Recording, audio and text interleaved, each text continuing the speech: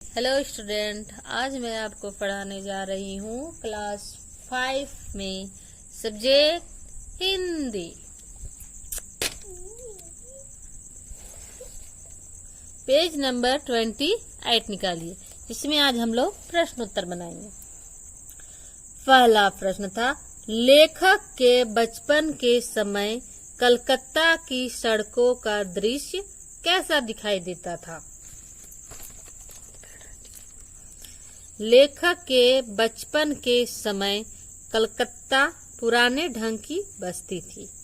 नगर की सड़कें कच्ची थी, जिसमें घोड़ा गाड़ियां चलती थी। उस समय न ट्रेन थी, न बसें थी और न ही मोटर कार। उस समय अभी जैसी भीड़भाड़ न थी। धनिकों की गाड़ियों में क्या व्यवस्था रहती थी? धनिकों की गाड़ी पर उनके नाम संकेत लगे रहते थे। उनके पिछले भाग पर आधी दूर तक खींचे घूंघट के समान चमड़े का झाप लगा रहता था। सामने की पेटी पर कोचवान था। कोचवान बैठता था, जिसके सिर पर एक और झुकी हुई पगड़ी बंधी रहती थी। मेम साहब का क्या अर्थ लिया जाता था? मेम साहब का अर्थ था कि उसे न तो अपने कुल की मर्यादा का विचार है और न ही उसमें लज्जा है। लेखक के बचपन के समय कृत्रिम प्रकाश की क्या व्यवस्था थी? लेखक के बचपन में रेंडी के तेल से दीपक जलाया करते थे। रमे रे अधन न डी। शीशे का दीपक जलता था। बादाम वृक्ष के विषय में कौन सी कहानी प्रचलित थी? बादाम वृक्ष के विषय में कहानी प्रचलित थी कि एक भूत इस पेड़ में रहता है, जो एक पैर वृक्ष की शाखा पर तथा दूसरा पैर मेरे घर की तीसरी मंजिल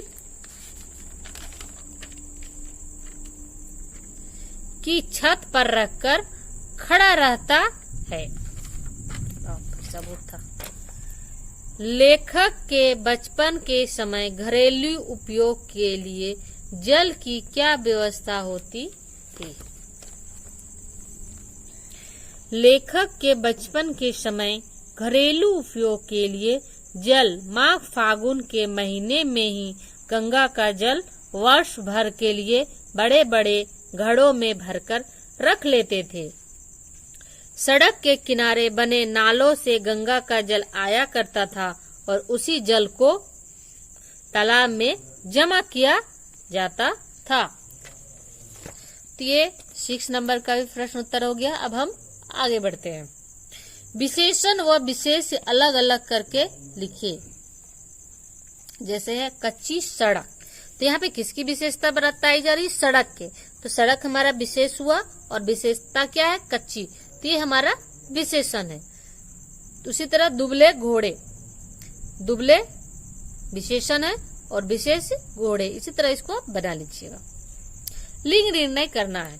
इसमें कौन सा शब्द स्त्रीलिंग है, कौन सा पुल्लिंग है, आपको लिखना है। जैसे गाड़ी स्त्रीलिंग है, कोचवान पुल्लिंग, पालकी स्त्रीलिंग, चाबुक स्त्रीलिंग, पशु पुल्लिंग, याक पुल्लिंग, चमड़ा पुल्लिंग, महाशय पुल्लिंग।